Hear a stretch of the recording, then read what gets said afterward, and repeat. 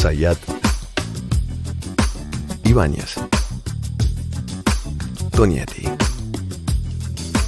Truco Gallo. Hola, sean bienvenidos a Truco Gallo, el podcast sobre actualidad política y económica de Argentina. Este es el episodio número 132 de la tercera temporada. Mi nombre es Daniel Tonietti y me acompañan Alfredo Cuchu Zayat. Cuchu, ¿cómo estamos? Bien, muy bien, ¿cómo anda todo? Buen día, buenas tardes, buenas noches para todos. Se completa el equipo con Pablo Totó Ibáñez. Totó, ¿cómo le va, maestro? Buen día, señores, ¿cómo andan? Me sorprendió, me impactó un poquito esto de tercera temporada. Sí, empezamos el 19, el 20, 19, 21. Sí, señor, sí, señor. Técnicamente tercera temporada. Es técnicamente la tercera temporada y me impacta. ¿Cómo pasa el tiempo, no? Ya somos un clásico, Ibáñez. Y bueno, en los podcasts de actualidad, por lo menos, casi un clásico. Sí, bueno, nos están siguiendo ahora, hasta los grandes grupos mediáticos nos siguen a nosotros. Ya nos van a alcanzar.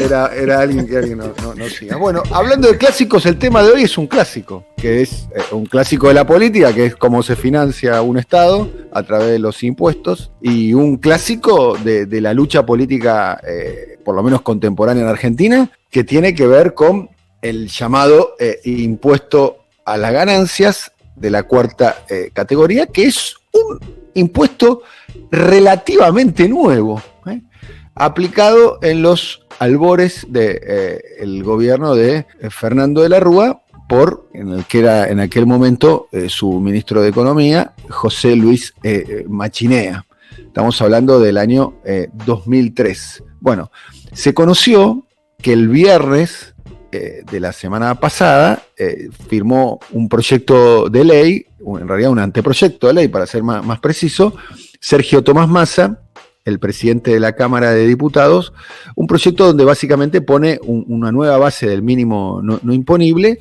que llega a los 150.000 pesos, que es a partir de ese piso, se va a empezar a pagar el impuesto a las ganancias, produciendo una reducción muy importante del universo de contribuyentes. Hay varias cuestiones para analizar. Por lo que yo estuve averiguando, primera cuestión, esto sale por consenso de las diferentes tribus, como le gusta decir a Pablo Ibáñez, de las diferentes facciones, de diferentes grupos que integran el Frente de Todos. Por lo que me cuentan a mí, además eso estuvo consensuado con el propio presidente de la Nación, a juzgar por la reacción que tuvo la presentación del informe, la presentación del proyecto, claramente es un proyecto que tiene el apoyo del resto de los grupos del Frente de Todos. La primera conversación habría ocurrido a mediados de enero en Chapalmalal, en una reunión a solas entre Sergio Massa y el presidente de la Nación. Por lo que yo sé también, y es algo que me parece que alguna vez hemos conversado, empezó a alertar en sectores del gobierno, y más precisamente vinculados a Sergio Massa o muy cercanos a Sergio Massa, no necesariamente en diputados, que el oficialismo estaba perdiendo mucho de la categoría oficialismo blando, que ahí se estaba viendo como un comportamiento de ese electorado, que es en definitiva el electorado que le permitió a Alberto Fernández ser presidente, es el que produjo, es el que supuestamente aportó Sergio Massa. Había una pérdida en el gobierno en ese electorado blando, lo que se llamaría el oficialismo blando, digamos. No en el oficialismo duro. En el oficialismo duro estaba pasando otro fenómeno. Y otra cosa que se detectó, un estudio de opinión pública en despachos cercanos a Sergio Massa y que prendieron la luz amarilla, es que había sectores de la opinión pública muy importantes, inclusive votantes del propio gobierno y simpatizantes del propio gobierno, que estaban considerando que el gobierno estaba llevando adelante un ajuste y que hacía poco por la recuperación del salario. Por lo que me cuentan a mí, entonces, hace más o menos unas 3 o 4 semanas, más precisamente en mediados de enero, una reunión a sola entre Massa y Alberto Fernández, se pacta eso y se pacta también un acuerdo con el resto de los actores de la coalición. Obviamente estamos hablando de Máximo Kirchner, que es una persona con diálogo permanente / fluido con Sergio Massa, tanto es así que muchos consideran que es el gran sostén de la coalición, ese es el vínculo entre Massa y Maxi, como así denominan los masistas a Máximo Kirchner, el jefe de la cámpora. Por lo que me cuentan a mí, también participó de esta decisión y no quedó afuera, como mínimo no quedó afuera, no sé si está de acuerdo o no, ahí se abrirá otra discusión, el propio Martín Guzmán por el impacto fiscal que podría tener eso, como así también autoridades de la Administración Federal de Ingresos Públicos de la AFIP, porque es un impacto muy importante. Se calcula que el impacto de esta reducción del impuesto a las ganancias, de esta ayuda, que dicho sea de paso, la quieren comunicar también utilizando esa palabra, la palabra ayuda, digamos, sector medio alto que no estaba pandemia mediante, recesión mediante, macrismo mediante, no había recibido ningún tipo de alivio. Sería de 40.000 millones de pesos. Dentro de la presentación de la ley, dentro de los fundamentos de presentación de la ley, hay ahí un guiño para mí, y después termino acá y después tengo otras cosas más para compartir con ustedes. Dentro de la presentación de la ley se presenta ahí una estadística, un cuadro que es cómo fue el comportamiento del impuesto a las ganancias desde el año 2003 a esta parte y qué porcentaje de los trabajadores de relación de dependencia afectaba. Entonces, en el año 2003 afectaba el 9,1%, por ejemplo. Y, ironía mediante, el año que más porcentaje de trabajadores en relación de dependencia tuvieron que pagar ganancias fue, oh casualidad, el año en que Massa le ganó al kirchnerismo, que es en el año 2013, con 29,5%. Hoy, con la ley actual, incluso con la modificación del mínimo no imponible que empieza ahora en el mes de enero, afecta al 25,6%. Y esos dos números en la presentación del proyecto de ley están puestos en rojo. Y a mí me gustó la ironía, la boutade, el lujo, el taco, el sombrero de quien hizo esto, y puso 2013 en rojo. El único número que está en rojo es el 2020 y el otro número que está en rojo es 2013, que es el año donde Massa le ganó a Cristina. Y parte del discurso, le ganó por muchas razones, no estoy diciendo que le ganó por esto, parte de muchas razones, pero parte del discurso que sostuvo Massa en aquel momento es que el impuesto a la ganancia es un robo, que el impuesto a la ganancia, que el salario no es ganancia. Y parte del triunfo electoral del 2015 se basó en el engaño de Macri diciendo: el Estado no tiene que quedarse con el fruto de tu trabajo. En mi gobierno, los trabajadores no van a pagar impuesto a las ganancias. Ese es mi compromiso. Vamos juntos. Taxativamente, parte del triunfo de Macri se basó casi en ese engaño, porque finalmente, lamentablemente, no lo pudo cumplir, de que nadie iba a pagar impuestos a las ganancias. Y ese sector hoy está muy afectado, en particular, y es un sector que, de alguna manera, es la hinchada de Massa, la clase media baja y demás. En la presentación, además, hay algunos números interesantes de cómo afecta según el rubro esta nueva iniciativa. Y resulta llamativa porque está afectando a muchos empleados públicos, maestros, enfermeros, médicos, para dar un ejemplo. Me dicen además que estaría presentado este proyecto en las sesiones, en el pedido de sesiones extraordinarias, como para que vaya avanzando incluso en comisión, y que si no se llega se trataría en las sesiones ordinarias a partir del 1 de marzo. Bueno, esto es lo que tengo que decir por ahora. Completar un poco con algún detalle más, la información que yo tengo, que fue el 17 de enero en Chapadmalal, estaban Alberto Fernández, Sergio Massa y también Martín Guzmán. Este planteo respecto a los 40.000 millones que tendría de llamado costo fiscal. Guzmán habría advertido que debería venir con alguna medida que tiene que ver con tratar de compensar ese impacto, porque también, como vos decías, hay un planteo referido a la situación social, a la situación política, pero también el gobierno está en este momento, con Martín Guzmán al frente, en la negociación con el Fondo Monetario Internacional, y siempre aparece esta idea de avanzar hacia un esquema que se suele llamar en términos macro, con cierto equilibrio de las cuentas en el sentido de lo fiscal. Ahora, interesante el planteo. Otra visión que hay en el gobierno, me lo decían hoy, es que está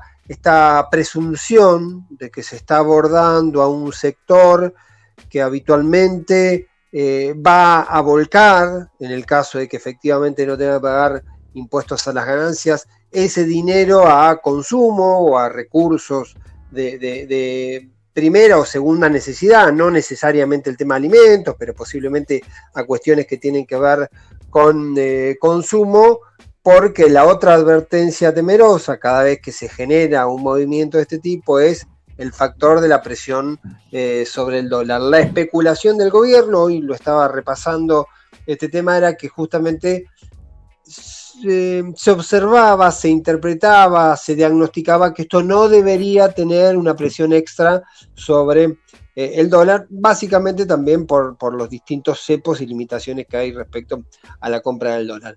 Y el tercer elemento es claramente político. Es claramente político porque la primera mirada que uno tiene sobre un proyecto, un planteo de esta envergadura, con el significado que tiene, es decir, ¿por qué en todo caso el presidente de la nación o el gobierno cede a uno de los socios del frente electoral el anuncio de una medida que es como emblemática, tiene mucho peso? ¿Por qué en un escenario donde habitualmente por la pandemia, por la crisis, por lo que sea, no hay mucha posibilidad de dar buenas noticias? ¿Por qué en todo caso Alberto Fernández le podríamos decir, le regala, ¿sí? Le regala las tapas, le regala el protagonismo a Sergio Massa? Y ahí empiezan a jugar varias cuestiones.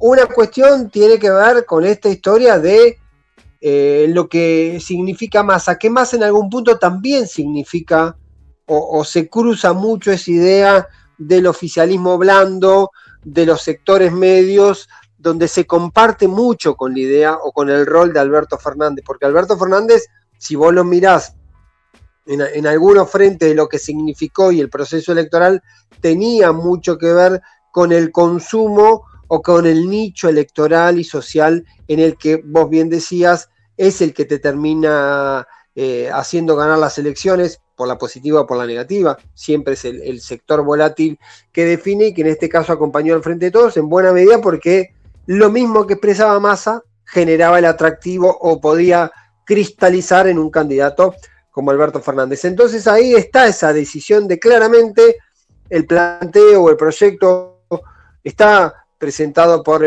Sergio Massa, y después el gobierno va a hacer el scrum para apropiarse de esta idea, y que es efectivamente un proyecto, una iniciativa de todo el gobierno. Tiene que ver en ese mismo sentido, no solo por el mensaje, tiene que ver con la convivencia dentro del Frente de Todos, darle protagonismo también a uno de los socios, quizá el socio minoritario dentro de ese esquema, pero un socio necesario, se ha dicho 1000 veces en esta posición, y lo dicen todos los actores del Frente de Todos, que no hay margen para ningún tipo de fuga, ningún tipo de cisma, tampoco hay margen para que los socios que conforman esa mesa se vayan diluyendo. Y posiblemente, como vos lo planteabas, Daniel, con Massa, algunas de las banderas históricas de Massa se han ido un poco perdiendo en este tiempo, y el gobierno entiende, básicamente Alberto Fernández entendía que Massa necesitaba recuperar alguna centralidad, algún protagonismo,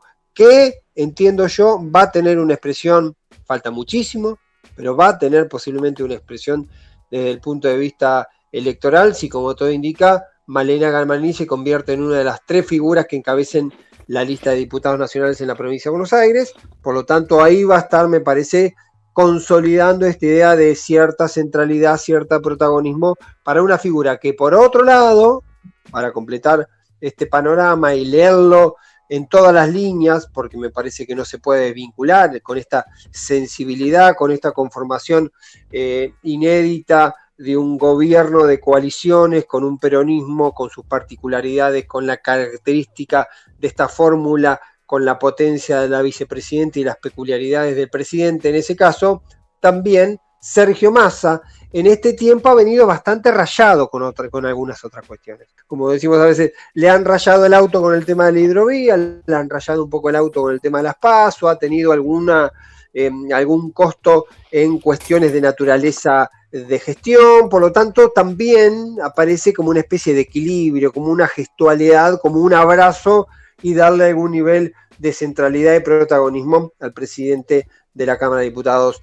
Lo único que dejo, y lo menciono así genéricamente, no es para nada casual, ni el momento en que se empezó a charlar, ni aquella instancia de Chapalmalal el 17 de enero, ni tampoco es casual que esto haya aparecido en una discusión vinculada al tema retenciones. También hay ahí un objetivo del gobierno dando señales, entrando un poco en clave electoral, tratando de mejorar algunas posiciones a la hora de la negociación y también jugando en este mercado que a veces hay sectores que ven que hay poco para uno, sectores medios, sectores que posiblemente acompañaron en términos electorales y en términos de acompañamiento habitual al gobierno, y está faltando en todo caso esa señal, o estaba faltando esa señal, y este proceso parece orientado en ese. Quizá Alfredo nos puede aportar, además de otras cuestiones, el impacto fiscal y si efectivamente, como a mí me decían en economía, hay algunos recursos que tienen que ver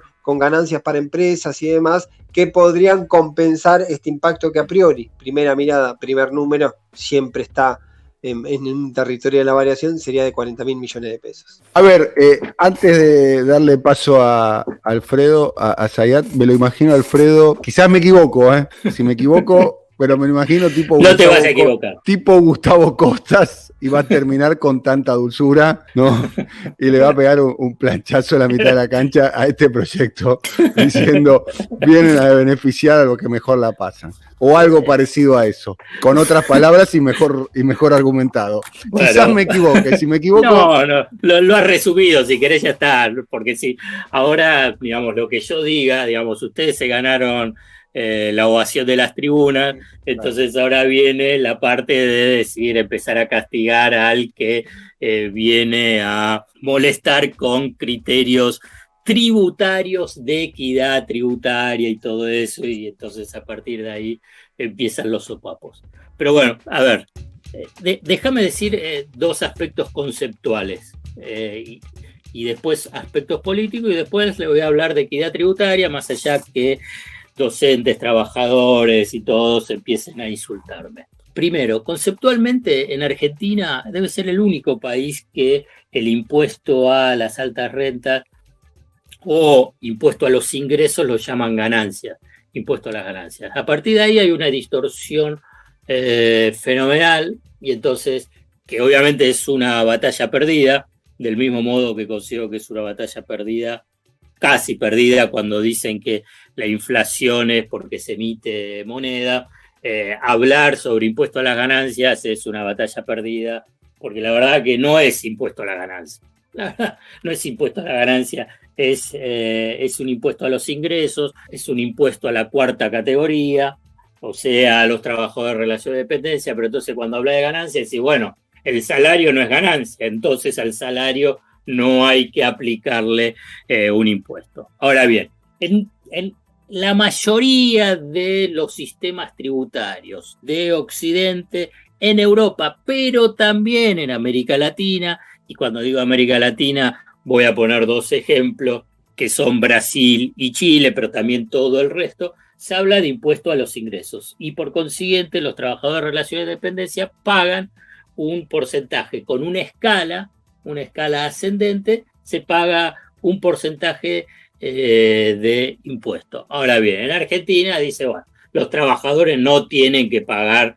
ese impuesto a los ingresos, cosa que es notable porque también sectores del progresismo lo sostienen, pero con un énfasis que es notable, y que al mismo momento dice que lo que hay que implementar es un sistema tributario progresivo, o sea que quienes más tienen en términos relativos en la sociedad tienen que hacer un mayor aporte. ¿Es así un sistema tributario progresivo? Sí. Bueno, acá con este debate que se ha dado desde mediados de la década pasada y precisamente impulsado por Sergio Massa y también fuerzas conservadoras de derecha y también la izquierda, ¿no? Ha llevado a un debate lamentable, en mi criterio, perdonen que lo diga de esa forma, a lo que es un impuesto que mundialmente y todos los tributaristas dicen que es un impuesto progresivo. O sea que pagar menos pasa a ser un beneficio a los sectores en términos relativos que están en mejor condición. ¿Qué quiero decir? ¿Ganan mucho los docentes o ganan mucho los jubilados? No, no ganan mucho. Ahora bien, en términos relativos ganan más que, no sé, un 50% de los que reciben ingresos.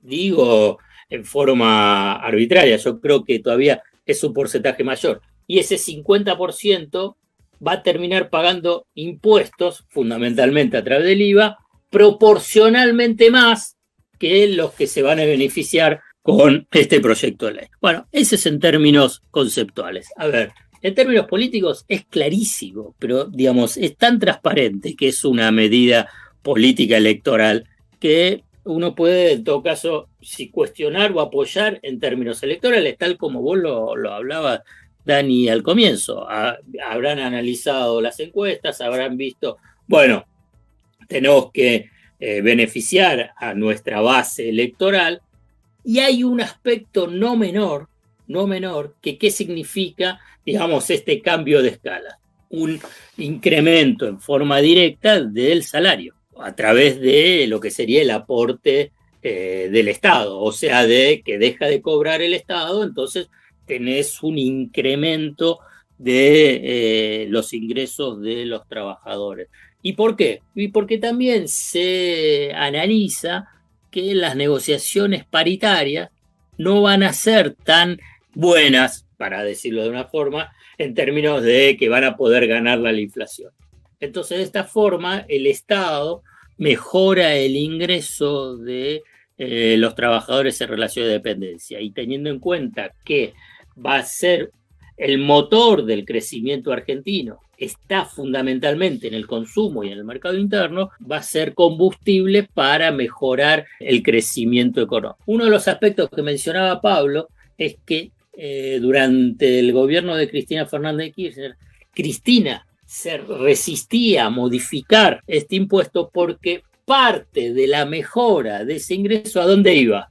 A comprar dólares. Y comprar dólares en ese estado, más allá de las restricciones, tenían una posibilidad de comprar dólares oficiales mayores que ahora. Entonces, no quería modificar la escala, la base imponible. Hoy no existe esa posibilidad por el cupo de los 200 dólares. Ahora bien, que el gobierno piense que eso no puede llegar a presionar el mercado cambiario es de un voluntarismo elevado, porque pueden ir a comprar al blue, y comprar al blue también genera un escenario de inestabilidad si el precio del blue sube, porque lo que va a implicar esta baja, si finalmente se concreta, es que en algunos sectores de los trabajadores de que van a recibir este beneficio se le va a incrementar la capacidad de ahorro, y por consiguiente uno puede decir, y bueno, por ahí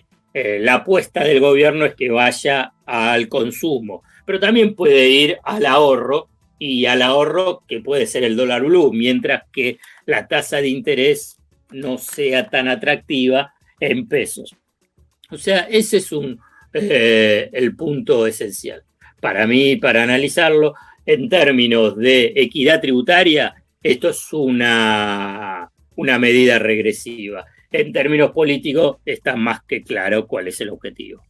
Algunos detalles de la medida, si se llegase a aprobar este proyecto, lo cual lo descuento, que se va a aprobar, porque no me imagino ni siquiera a los integrantes del bloque de Juntos por el Cambio votando en contra. Hoy, por caso, a partir del 1 de enero, con el nuevo mínimo no imponible, un soltero el mínimo es 74.810 pesos, y un casado con 2 hijos, 98.963 pesos. Y ahora pasaría a ser 150.000 pesos. Y además este monto se actualizaría de modo automático todos los años, lo cual implicaría que por ley no habría que negociarlo. Hay otro tema que me parece que he pensado también en la cuestión electoral. Para mí es una cuestión electoral. Entre otras cuestiones tiene un impacto electoral importante. Esto beneficiaría entre empleados y jubilados a más o menos unas 600.000 personas en la provincia de Buenos Aires, que es el distrito más importante en términos electorales de la coalición oficialista. También beneficiaría a más o menos unos 160.000 contribuyentes en la ciudad de Buenos Aires. El tercer distrito beneficiado sería Córdoba con 103.000, y después la provincia de Santa Fe con casi 100.000 contribuyentes. Lo que me cuentan a mí por el rol de Massa primero tiene que ver con algo que tiene que ver con la narrativa de Massa históricamente, por un lado, y que está, de algún modo, hay una división de tareas afectadas al interior de la coalición, y a mí me explicaba, bueno, así como Máximo Kirchner tuvo un protagonismo en el aporte extraordinario a las grandes fortunas, en este caso, al que le toca el protagonismo es a Sergio Massa, y además tiene que ver con su electorado. Por último, si se sanciona esta ley, esto es un detalle interesante para qué factores van a salir a apoyarla o lo están apoyando. La industria manufacturera, digamos, llamémoslo, pongámoslos ahí a un mecánico de la Ford o de Toyota, digamos, para poner solamente un caso, dejarían de pagar el 58% de los que pagan actualmente. O sea, beneficiaría a casi 180.000 trabajadores de la industria manufacturera. En el caso del transporte y almacenamiento, lo voy a poner un nombre, Moyano, dejaría de pagar 133.000 empleados. Moyano debe estar muy feliz por esta medida. Afectaría al 65%. Positivamente. Y en el caso de la intermediación financiera y otros servicios financieros, los bancarios, ya que acaban de lograr una gran paritaria, alrededor de unos 48.000 empleados dejarían de pagar el 46%. Evidentemente, que es un poco lo que dijo Alfredo, esto afecta a, si se quiere, los trabajadores más aristocráticos, ¿no? Los que están por encima de la pirámide, los que ganan dinero, los que están por encima de la pobreza, digamos, los que no luchan por sobrevivir, digamos. Pero es un sector que tiene su peso electoral y su peso importante dentro de la opinión pública. Me quedaba también con este detalle de la cuestión legislativa.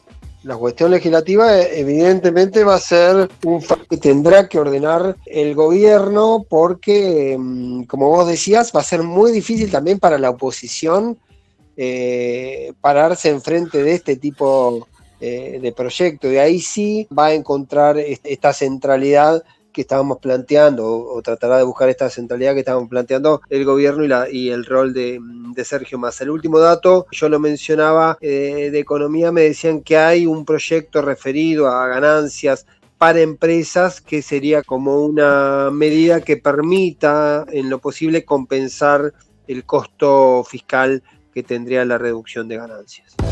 Bueno, hemos terminado un nuevo episodio de Truco Gallo. Será hasta la próxima, Alfredo Kuchusayat. Está bien, ustedes hablaron para la popular. Claro. Recibieron los aplausos cuando sean los mensajes. Claro, los mensajes. Claro, traten de por lo menos. alfredosayat@gmail.com. Alfredo Sayat, más conocido como el que quiere que vos pagues ganancias. Digan que soy buena persona, que yo sigo pagando, que yo en el trabajo, digamos, pago ganancias importantes, digamos. Me está mandando un mensaje Pablito Moyano preguntándome por vos, te debe querer mandar un regalo, algo. Bueno, dale. Bueno, hasta la próxima, el alcalde de Gonet, donde obviamente no se pagan ganancias, ¿no? Es un paraíso fiscal, ¿o no? No, además es todo con ticket canasta acá. Claro, todo ticket canasta, los ticket canasta que quedaron de los 90. Bueno, hasta la próxima. Coordinación, Alfred Ábalos. Producción comercial, Pablo López. Realización, Simón Villarrubia. Diseño gráfico, Andrés Roch y Lisandro Aira para Brasilcomunicación.com.